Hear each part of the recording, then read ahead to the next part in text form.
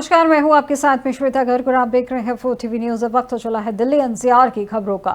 तैमूर राणा को लेकर एनआईए के सूत्रों से खबर सामने आ रही है, जहां रेकी से जुड़ी जगहों पर होगी पहचान।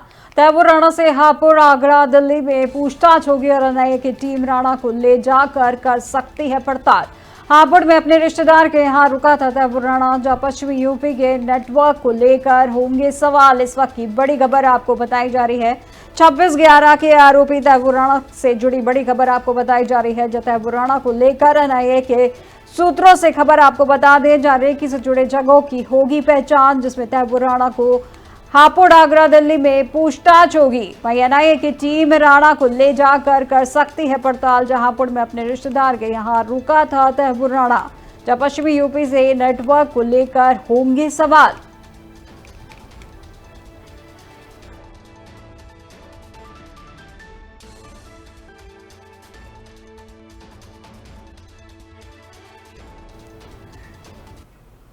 और अब जेपी नड्डा के ओडिशा दौरे का आज दूसरा दिन है, जब विधायकों सांसदों के प्रशिक्षण शिविर का उद्घाटन करेंगे। जब प्रशासनिक वैचारिक विषयों पर प्रशिक्षण दिया जाएगा और जेपी नड्डा 3 दिवसीय रणनीतिक कार्यशाला में लेंगे हिस्सा। वहीं विधायक, सांसद और बीजेपी कार्यकर्ता भी होंगे शामिल। इस वक्त की बड़ी खबर आपको बताई जा रही है, बीजेपी से जुड़ी बड़ी खबर आपको बता रहे हैं, जो जेपी नड्डा के ओडिशा दौरे का आज दूसरा दिन है, जिसमें विधायकों सांसदों के प्रशिक्षण शिविर का उद्घाटन करेंगे, जिसमें प्रशासनिक वैचारिक विषयों पर प्रशिक्षण दिया जाएगा। जेपी नड्डा 3 दिवसीय रणनीतिक कार्यशाला में भी लेंगे हिस्सा और उसी के साथ विधायक, सांसद और बीजेपी कार्यकर्ता भी होंगे शामिल।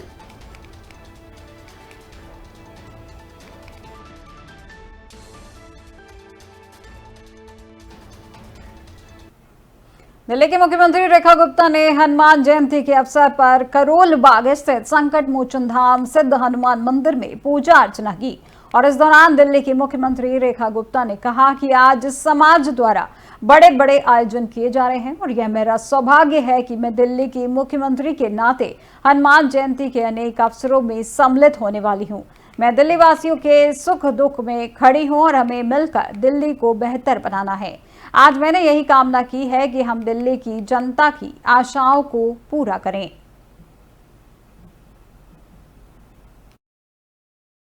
बड़े आयोजन समाज के द्वारा किए जा रहे हैं।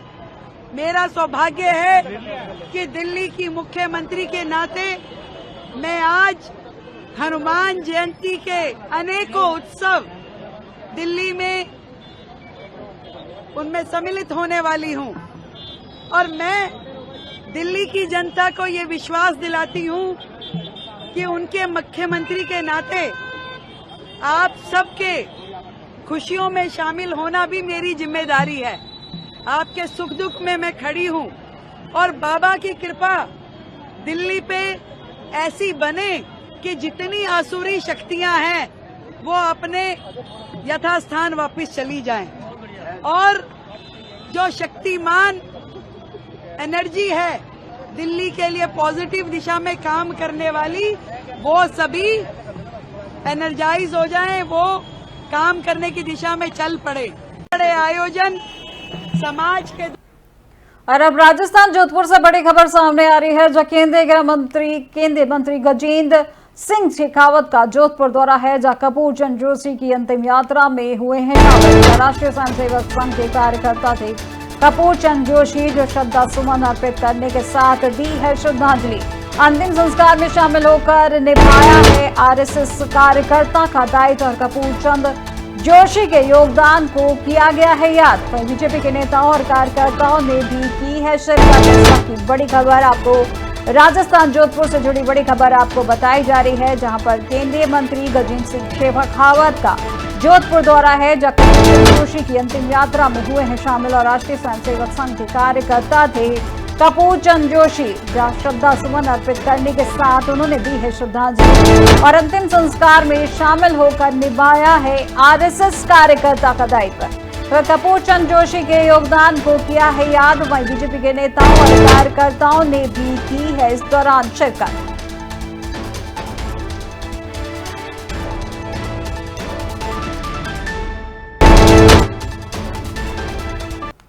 और अब अगली बड़ी खबर बेगूसराय बिहार से आपको बता दें, जगीराज सिंह चौहान का मामले पर बनर्जी पर हमला किया है और उनका केवल मुसलमान ही वोट बैंक नहीं है, उनका हिंदुओं की रक्षा करना भी जिम्मेदारी है। दरअसल बेगूसराय में केंद्रीय मंत्री गिरिराज सिंह ने ममता बनर्जी पर निशाना साधा है और जिसमें उन्होंने कहा कि ममता बनर्जी बंगाल सरकार की मुखिया है और उनका केवल मुसलमान ही वोट बैंक नहीं है, उनकी हिंदुओं की रक्षा करने की भी जिम्मेदारी है। वह मुर्शिदाबाद की घटना दिखा रही है कि अब बंगाल से हिंदू पलायन करने को मजबूर है।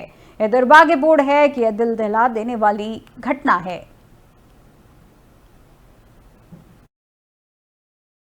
मैं बार बार कह रहा हूं, जब रक्षक ही भक्षक हो जाए तो कहा गया है जब मांझी ही नाव डुबोए तो फिर कौन बचाए। ये ममता बनर्जी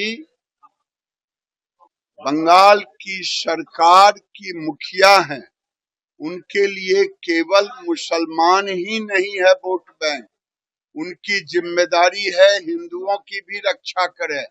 मुर्शिदाबाद की घटना दिखा रहा है कि बंगाल से अब हिंदू पलायन करने को मजबूर हो रहे हैं। ये कह दें ममता बनर्जी, क्या बंगाल का हिंदू बंगाल छोड़ दे उनके रहते? यही स्थिति उन्होंने बना दिया है। ये दुर्भाग्यपूर्ण है। पूरे देश में ये घटना लोगों को दिल दहलाने वाली घटना है कि सरकार के समक्ष ये घटना हो रही है। एक दिन, 2 बार, 3 बार, 4 बार, ये हद की सीमा। और अब जम्मू कश्मीर की एक बड़ी खबर आपको बता दें, जहां जम्मू कश्मीर के हंदवाड़ा इलाके में छात्रों से भरी एक स्कूल बस पलट गई है और इस दर्दनाक हादसे में एक छात्र की मौत हो गई है, जबकि 23 अन्य घायल बताए जा रहे हैं। वहीं घायलों को पास के अस्पताल में भर्ती कराया गया है और स्थानीय प्रशासन और पुलिस की टीम मौके पर पहुंच चुकी है और राहत बचाव कार्य जारी है। बताया जा रहा है कि बस तेज रफ्तार में थी और मोड़ पर संतुलन बिगड़ने से पलट गई। हादसे के सटीक कारणों की जांच की जा रही है।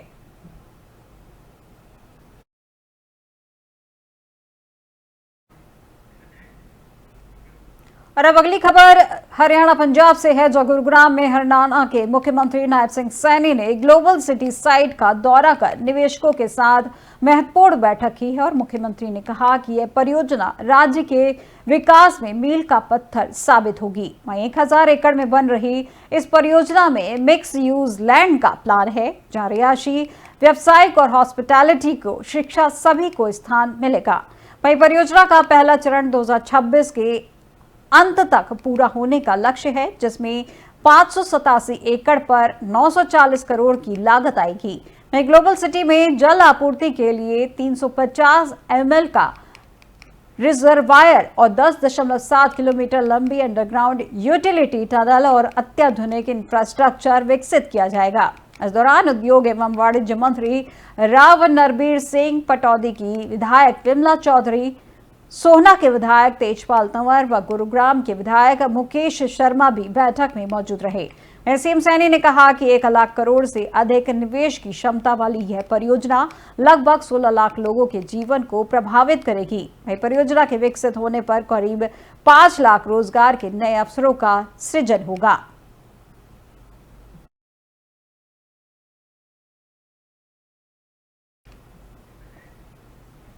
और अब हरियाणा पंजाब से एक और खबर आपको बता दें, जो शुक्रवार को रोहतक में 1 घंटे की बेमौसमी बारिश ने रिकॉर्ड तोड़ हालात पैदा कर दिए हैं। सबसे ज्यादा असर मंडियों में पड़ा है, जहां किसानों का पीला सोना यानी गेहूं खुली फिजाओं में भीग गया, जहां प्रशासन की लापरवाही की पोल तब खुली जब देखा गया कि शेड में जगह होते ही गेहूं खुले आसमान के नीचे रखा गया था। न सिर्फ खुले गेहूं बल्कि बोरियों में भी भरे अनाज को भी बारिश ने नहीं बख्शा। हैरानी की बात तो ये रही कि कुछ मजदूरों को जानबूझकर बोरियों को पानी में घसीटते हुए कैमरे में कैद किया गया है। वहीं मौसम विभाग पहले ही बारिश की चेतावनी दे चुका है और इसके बावजूद भी प्रशासन समय रहते कोई इंतजाम नहीं कर सका।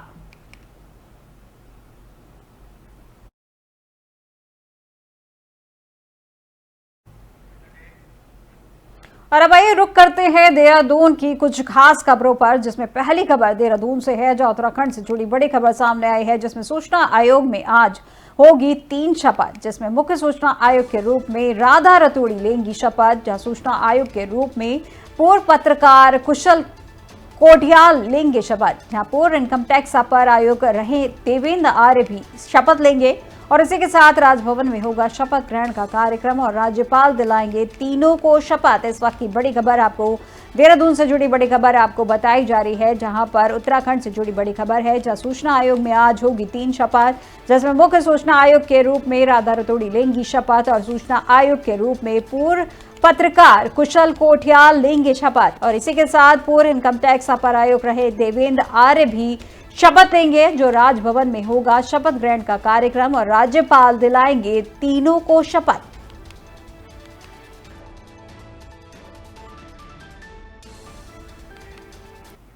और अब देहरादून की अगली खबर आपको बता दें, जो उत्तराखंड में 14 अप्रैल को स्कूलों में नहीं होगी छुट्टी। डॉक्टर भीमराव अंबेडकर की जयंती पर विभिन्न कार्यक्रम होंगे आयोजित, जिसमें शिक्षा महानिदेशक ने जारी किए हैं आदेश। इसमें 14 अप्रैल को स्कूलों में नहीं होगी छुट्टी, जो सामाजिक न्याय, समानता, क्षमता के मसीहा की मनाई जाएगी जयंती। वहीं दलितों के अधिकारों के संरक्षक थे डॉक्टर भीमराव अंबेडकर, जिसमें स्कूलों के प्रधानाचार्य, प्रधान अध्यापकों को जारी किए हैं निर्देश। इस वक्त की बड़ी खबर आपको बता दें, जहां डॉक्टर भीमराव जयंती को लेकर एक निर्देश जारी किया गया है, जहां उत्तराखंड में 14 अप्रैल को स्कूलों में नहीं होगी छुट्टी। डॉक्टर भीमराव अंबेडकर की जयंती पर विभिन्न कार्यक्रम होंगे आयोजित, जिसमें शिक्षा महानिदेशक ने जारी किए हैं आदेश, जिसमें 14 अप्रैल को स्कूलों में नहीं होगी छुट्टी और सामाजिक न्याय, समानता, क्षमता के मसीहा की मनाई जाएगी जयंती, जिसमें दलितों के अधिकारों के संरक्षक थे डॉक्टर भीमराव अंबेडकर और स्कूलों के प्रधानाचार्य और प्रधान अध्यापकों को जारी किए गए हैं निर्देश।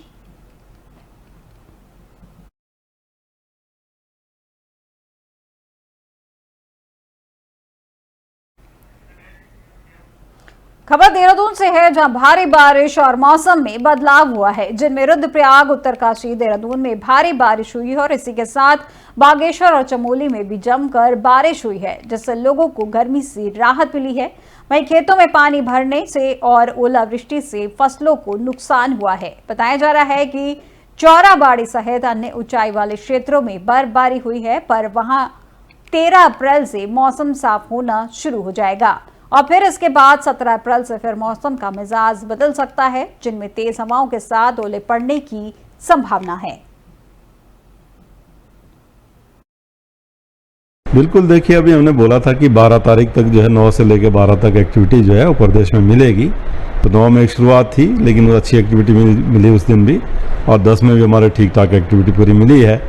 और ओवरऑल देखें इस सीज़न के लिए 1 मार्च से आगे अगर काउंट करते हैं आज की डेट तक जो है, तो हमारा नॉर्मल एक्टिविटी मतलब जो है रेनफॉल अगर अमाउंट वाइज बात करेंगे तो मिली है। हाँ, ये है कि ठीक है, अभी अप्रैल में तो जैसे स्पेल है शुरू हुई है 3-4 दिन की, काफ़ी लॉन्ग स्पेल है, तो ये अच्छी चीज़ हो गई है। लेकिन साथ में ये भी है कि जो मैदानी क्षेत्रों में कहीं गेहूँ जो है तैयार हो गया है, तो उनके लिए थोड़ा कहीं ना कहीं दिक्कत है। जो कट गई फसल है उसको कहीं एकदम सुरक्षित रखना चाहिए। और जैसे मैंने बोला था ये चीज़ें कि जो है जो एक्टिविटी है 12 तक करीब रहेगी जो है, उसके बाद थोड़ा साफ होगा 3-4 दिन, फिर 17-18 से फिर से एक बार सिस्टम जो आएगा फिर एक्टिविटी मिलेगी। तो अभी अगर मैं बात करूँ आज और कल के लिए 11 और 12 के लिए, तो इसमें भी जो है जो रेन थंडरस्टॉर्म एक्टिविटी पूरे प्रदेश में जो है आज तो बल्कि ज़्यादातर जगहों में वो रहेगी और कल अनेक जगहों तक में रहने वाली है। बिल्कुल, देखिए अभी हमने बोला था कि 12 तारीख तक जो है 9 से लेकर 12 तक एक्टिविटी।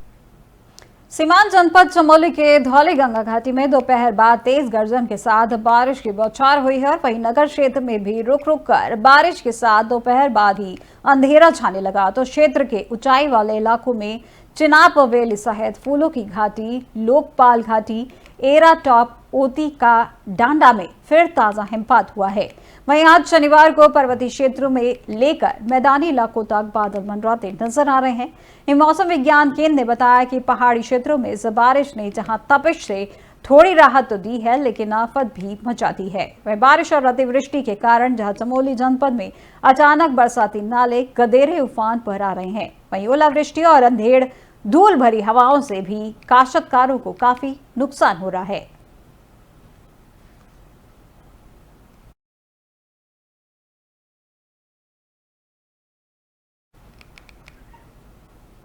हरिद्वार में बेतहाशा बढ़ती ई रिक्शाओं की संख्या ट्रैफिक व्यवस्था के लिए चुनौती बन रही है। वहीं ट्रैफिक पुलिस ने शहर भर में बेतरतीब दौड़ती ई रिक्शाओं को नियंत्रित करने के लिए इन रिक्शाओं के लिए रूट निर्धारित किए हैं। साथ ही हर रूट पर कलर कोड भी लागू किया गया है और इससे जीरो जोन क्षेत्र में ई रिक्शाएं प्रवेश नहीं कर सकेंगी। इसके अलावा हाईवे पर भी ई रिक्शाओं को आवाजाही को रोका गया है, जहां अगले महीने से 4 धाम यात्रा शुरू हो जाएगी, जिससे शहर भर में भीड़ भाड़ बढ़ जाएगी। ऐसे में ट्रैफिक व्यवस्था और भीड़ के दबाव को संभालने के लिए रिक्शाओं पर नियंत्रण बहुत जरूरी है। वहीं एसपी ट्रैफिक जितेंद्र मेहरा का कहना है कि सभी अधीनस्थ अधिकारी और कर्मचारी को इस व्यवस्था को लागू करवाने के निर्देश दिए गए हैं। अभी रिसेंटली हमने ई रिक्शा वालों के साथ मीटिंग की थी। काफ़ी अलग अलग तरह के पदाधिकारी भी आए थे उसमें, और हमने उनको समस्याएं भी बताई है, ई रिक्शा वालों की समस्याएं भी सुनी है, और उसमें समन्वय के साथ कुछ चीज़ों पे हमारा डिस्कशन हुआ है और फाइनलाइज हुआ है। हाईवे पे हम ई रिक्शा नहीं चलने देंगे। शहर के अंदर हमने कलर कोड निर्धारित किए हैं, कलर कोड के हिसाब से रूट दिए हैं और उन्हीं रूट्स पर ई रिक्शा चलेंगे। बाकी प्रतिबंधित जोन जो है, नो एंट्री जोन है, उन सब में ई रिक्शा नहीं चलेंगे। इस पर हमने उनको ये भी बोला है कि सिर्फ लेफ्ट साइड से ही लोग उतरे, इसके लिए राइट साइड में अगर वो कुछ ऐसा प्रावधान कर दे जिससे लोग उतर ना पाए और एक्सीडेंट भी कम हो, तो उस पर। मसूरी में परिटिब्बा एन्क्लेव में मां नवनिर्मित दुर्गा मंदिर में मां दुर्गा की मूर्ति की प्राण प्रतिष्ठा का आयोजन श्रद्धा और उल्लास के साथ संपन्न हुआ है और इस अवसर पर भक्तों ने विधि पूर्वक पूजा अर्चना की और मां दुर्गा से आशीर्वाद प्राप्त किया। बता दें कि मसूरी छावनी परिषद के पूर्व सभासद रमेश कनौजिया और परिटिब्बा एन्क्लेव में रहने वाले कनौजिया परिवार के द्वारा संयुक्त रूप से पौराणिक मंदिर के जीर्णोद्धार कर भव्य रूप दिया गया। वहीं सामाजिक कार्यकर्ता संजय कनौजिया द्वारा मंदिर के निर्माण और मां दुर्गा की मूर्ति के विशेष योगदान दिया गया है और इस मौके पर विशेष भंडारा और प्रसाद वितरण किया गया, जिसका ग्रहण कर सभी ने आशीर्वाद दिया। और इस मौके पर पूर्व सभासद रमेश कनौजिया द्वारा कैबिनेट मंत्री गणेश जोशी को विधायक प्रतिनिधि मोहन पेटवाल के माध्यम से परिटिब्बा एन्क्लेव में पेयजल की समस्या को लेकर ज्ञापन दिया गया। उन्होंने कहा कि मसूरी में 144 करोड़ रुपए की मसूरी यमुना पंपिंग योजना तो आ गई है, परंतु उसका लाभ परिटिब्बा एन्क्लेव के लोगों को नहीं मिल पा रहा है।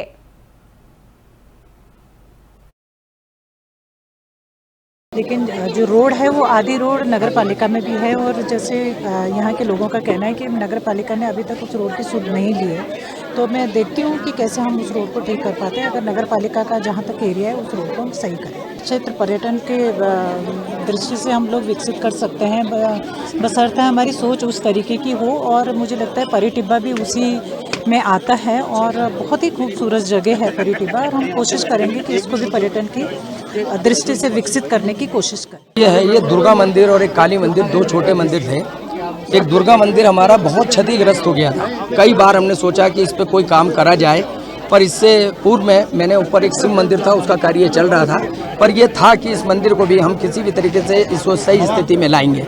हमने जो है फिर दोबारा 2024 के अंदर, अक्टूबर के अंदर इसका कार्य शुरू किया, और आज 11 तारीख 2025 के अंदर ये मंदिर बनकर संपन्न हुआ। इसके अंदर हमारे अध्यक्ष कनौजिया बिरादरी के देहरादून से संजय कद्दू, और हमारा जितने भी हमारी कनौजिया बिरादरी है, हर किसी ने, अपने बाहर वालों ने, हर किसी ने अपना सहयोग दिया मेरे को। हमारे उस सहयोग से आज तक मैं यहाँ पहुँचा हूँ और इस मंदिर को मैं इस अवस्था में पहुँचा पाया हूँ, जो कि आज पर्यटन, उसके भी जो लोग यहाँ से सहजदारा से मसूरी की तरफ जा रहे हैं, वो भी इस मंदिर की सराहना कर रहे हैं। यहाँ पर पूर्व सभासद रमेश कनौजिया द्वारा यहाँ पर क्षेत्र की जो समस्या हैं, जिसमें मूलभूत उन्होंने कहा है कि जो यहाँ पर एक चामासारी मार्ग है जो सहजदारा को जोड़ता है, उसमें थोड़ा बहुत कुछ एरिया है जो नहीं जुड़ा है। तो माननीय मंत्री जी के लिए आपने ये पत्र भेजा है, और माननीय मंत्री जी को संज्ञान में इस बात को लाया जाएगा, उनको ये पत्र प्रेषित किया जाएगा, और मैं मानता हूँ कि बहुत जल्दी जो इनकी समस्या है, निश्चित ही ये इतने नज़दीक होते हुए भी, और टूरिस्ट भी यहाँ पर परेशान होता है। वहीं दूसरी ओर इन्होंने एक पानी की समस्या भी रखी है कि जो यहाँ पर इनके पास सिर्फ स्रोत का पानी है और वैसे लाइन यहाँ पे नहीं है। तो माननीय मंत्री जी के माध्यम से, और माननीय मंत्री, मैं आपको विश्वास दिलाता हूँ कि पूर्णतः इस बात को अवश्य पूरा करेंगे कि यहाँ पर जो जमुना से जो लाइन आ रही है उसके एक कनेक्शन यहाँ पर भी इनको दिया जाए। लेकिन जो रोड है वो आधी रोड नगर पालिका में भी है, और जैसे यहाँ के लोगों का कहना है। मसूरी में प्रांतीय चिकित्सा स्वास्थ्य सेवा संघ उत्तराखंड के निर्देश पर उत्तराखंड के सभी सरकारी डॉक्टरों और एक दिन के अवकाश पर चले गए हैं, जिस कारण मरीजों को भारी परेशानियों का सामना करना पड़ा। वहीं मसूरी में उपजिला चिकित्सालय में भी ओपीडी बंद होने के कारण मसूरी और आसपास के क्षेत्रों के मरीजों को भारी परेशानियों का सामना करना पड़ा है। वह अस्पताल प्रबंधन में इमरजेंसी सेवा को संचालित रखा है। वहीं मसूरी के इमरजेंसी ड्यूटी पर तैनात डॉक्टर संतोष नेगी ने कहा कि प्रांतीय चिकित्सा स्वास्थ्य सेवा संघ उत्तराखंड के द्वारा प्रदेश में सरकारी डॉक्टरों की हितों के लिए पिछले कई समय से मांग की जा रही है, परंतु सरकार मांगों पर ध्यान नहीं दे रही, जिसको लेकर शुक्रवार को देहरादून में संघ ने सांकेतिक प्रदर्शन किया है और इस विषय में स्वास्थ्य मंत्री द्वारा भी सहमति दी गई थी कि वह कई बार सार्वजनिक मंच से बैठकों में यहां तक कि मीडिया में भी इसकी घोषणा तक कर चुके हैं, परंतु अभी तक कार्रवाई न होने से सभी चिकित्सक हताश व निराश हैं व आंदोलन का मन बना चुके हैं।